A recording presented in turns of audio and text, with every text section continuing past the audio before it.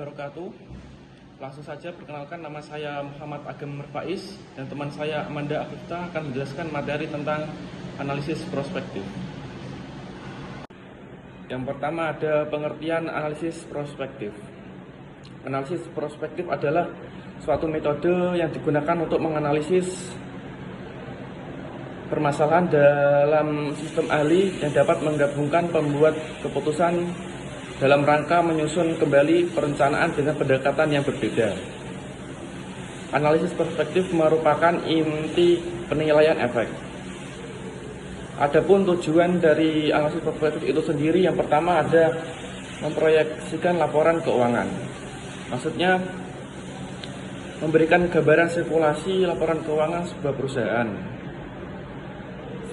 seperti prediksi pengeluaran, anggaran biaya, anggaran modal, dan serta pengeluaran yang dikeluarkan perusahaan untuk menjalankan bisnis tersebut.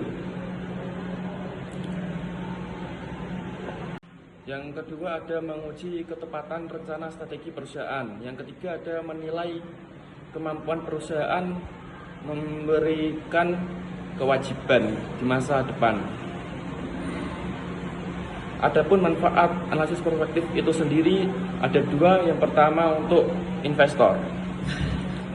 Analisis merupakan salah satu basis yang dapat digunakan untuk melakukan penilaian atas saham perusahaan. Yang kedua bagi kreditor, analisis prospektif berguna untuk menilai kemampuan perusahaan untuk memenuhi kewajiban di masa depan. Selanjutnya ada proses proyeksi itu sendiri yang sudah saya jelaskan tadi. Proyeksi laporan keuangan memberikan gambaran mengenai sirkulasi laporan keuangan sebuah perusahaan, termasuk prediksi pengeluaran, anggaran modal, serta segala bentuk biaya yang dibutuhkan untuk menjalankan bisnis tersebut. Laporan proyeksi keuangan dibutuhkan oleh banyak pihak yang terlibat dalam bisnis, baik internal maupun eksternal. Terdapat beberapa komponen yang wajib dicantumkan dalam proyeksi laporan keuangan itu sendiri. Yang pertama ada laporan laba rugi.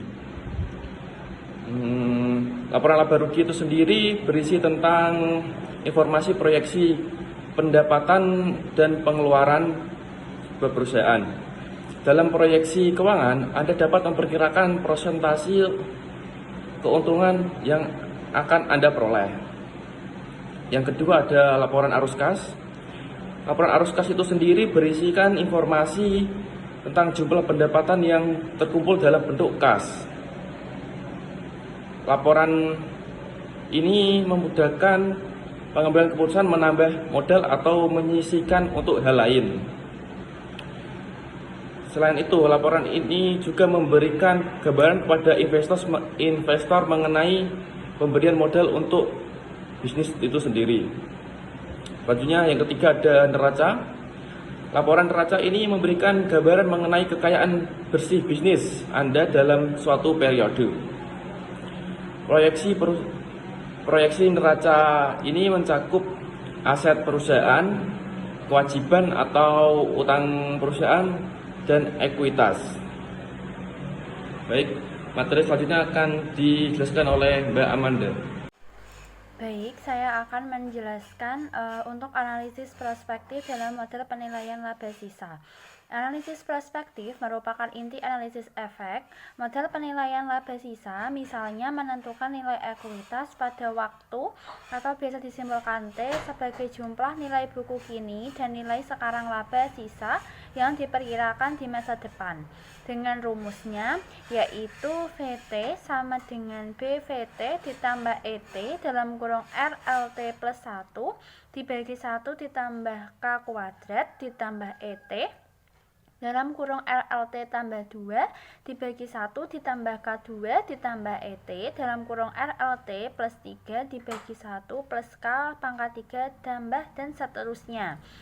Untuk BVT-nya merupakan nilai buku pada saat periode T, RLT plus N merupakan laba sisa periode T plus N, K merupakan biaya modal, laba residu pada waktu T didefinisikan sebagai laba bersih komprehensif dikurangi pembebanan pada nilai buku awal. Untuk proses penilaian memerlukan estimasi laba bersih di masa depan dan nilai buku ekuitas pemegang saham. Model penilaian memerlukan estimasi atas 6 parameter. Yang pertama, ada pertumbuhan penjualan. Yang kedua, ada margin laba bersih atau penjualannya. Yang ketiga, ada perputaran modal kerja bersih, penjualan atau modal kerja bersih. Yang keempat, ada perputaran aset tetap atau penjualan atau aset tetap. Yang kelima, ada leverage keuangan atau aset operasi atau ekuitas. Dan yang terakhir, keenam, ada biaya modal ekuitas. Untuk tren penggerak nilai, model laba sisa menentukan harga saham sebagai nilai buku ekuitas pemegang saham ditambah sekarang dari laba sisa yang diperkirakan. Laba sisa dapat dinyatakan dalam bentuk rasio dengan RI sama dengan ROET dikurangi K dikali BVT dikurangi dengan 1. Dalam kondisi ekuilibrium, tekanan kompetisi akan mendorong tingkat pengembalian atau biasa disebut dengan ROI mendekati biaya atau K sehingga abnormal akan hilang.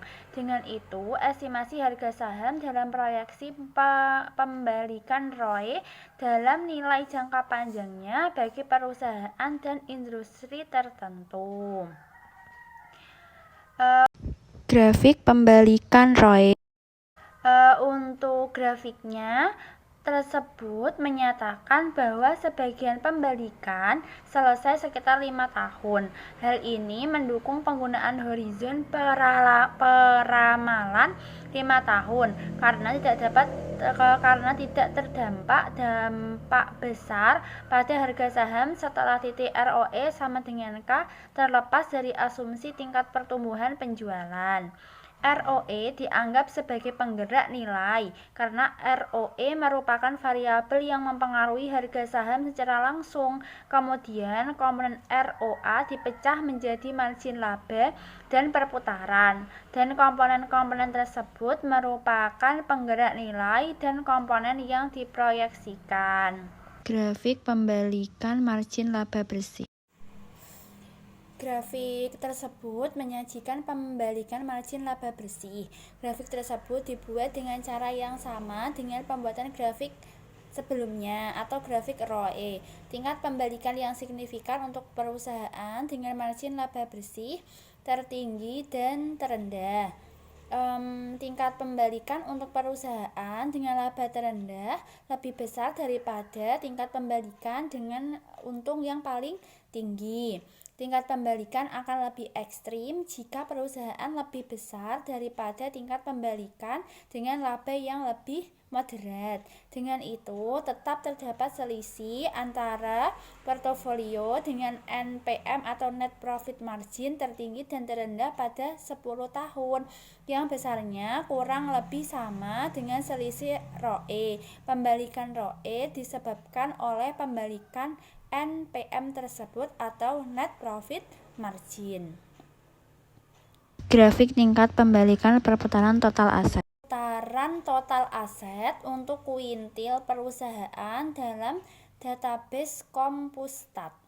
Ada pada tabelnya atau grafik tersebut menyajikan tingkat pembalikan perputaran total aset. Perputaran total aset merupakan komponen kedua dalam ROA. Walaupun terdapat adanya pembalikan, tapi tingkatnya lebih kecil dari tingkat pembalikan ukuran profitabilitas.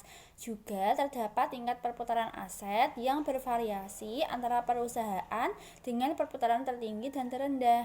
Dengan itu mencerminkan tingkat insentitas modal yang berbeda-beda. Baik, terima kasih. Kita sudah sampai pada bagian akhir dari presentasi kelompok kami. Mohon maaf jika ada salah kata. Terima kasih atas perhatiannya. Wassalamualaikum warahmatullahi wabarakatuh.